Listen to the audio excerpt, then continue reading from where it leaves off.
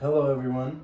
My name is Joshua Daniels, and one thing that I want to kind of dive into today is social exchange theory. I'll be discussing a little bit more of the different concepts within social exchange theory, and it was something during class where I wanted to know a little bit more about it and dive a little bit deeper into it. So today I will be discussing that, and this is Communications 1050. So without further ado, let's get into the presentation.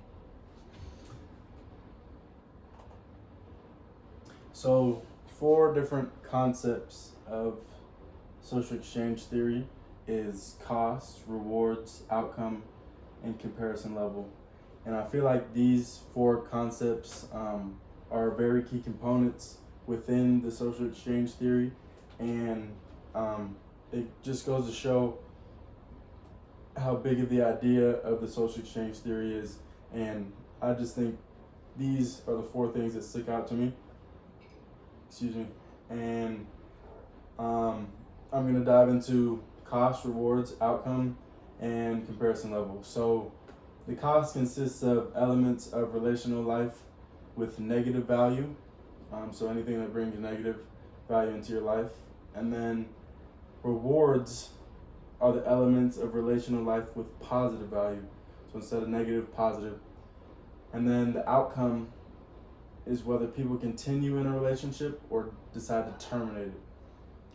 And that is the third component that I'm going to talk about today. The last and 4th component is the comparison level. And that is a standard for what a person thinks he or she should get in a relationship. So their expectation for what they're expecting to get out of the relationship, or what they're maybe going into the relationship. So I believe these are the 4 key concepts of the social exchange theory. So I'd like to dive a little bit more into them and educate you all on the social exchange theory.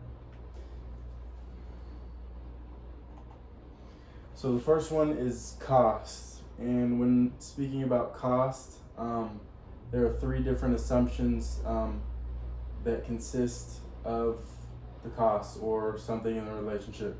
So the first assumption is that humans tend to seek out rewards and avoid punishments. So humans or individuals look for something that brings reward to them and avoid conflict or punishments or anything negative coming in to a relationship or being presented to a relationship. So that is the first assumption. And then the second assumption is that a person begins an interaction to gain maximum profit with minimal cost.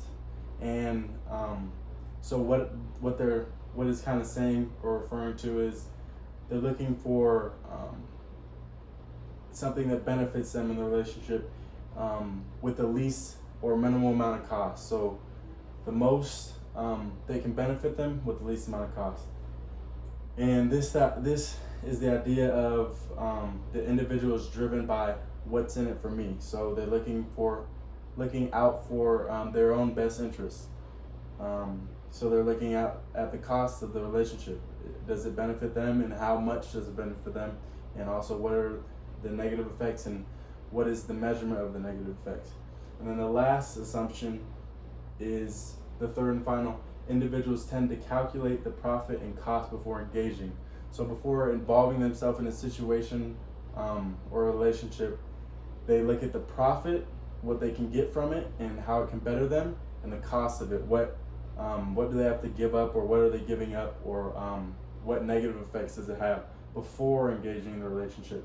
And I got this from the website called What is Social Exchange Theory, in the 5th paragraph, and you can find it on my works cited page. So let's move on to the next slide.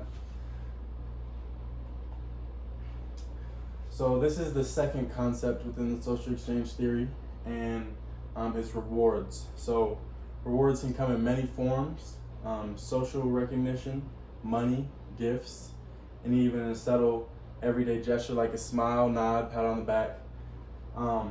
And these are what people look for to get out of a relationship. What can they receive, or what are they being given? What can they get from the relationship? And these are the deciding factors will help people make decisions on if the relationship is worthy, or the connection with a person is worth being in or worth having. So these are the things that people look for, and this can in turn sometimes terminate or cause someone to leave a relationship, or not really seek interest, or seek interest in keeping the relationship. And I found this on the website called Learn How Social Exchange Theory Explains Social Interaction in paragraph 5, and you can find this on my Works Cited page. And the third concept within social exchange theory is the theory of social exchange is outcomes. So it is the theory of social exchange proposes that individuals will make decisions based on certain outcomes.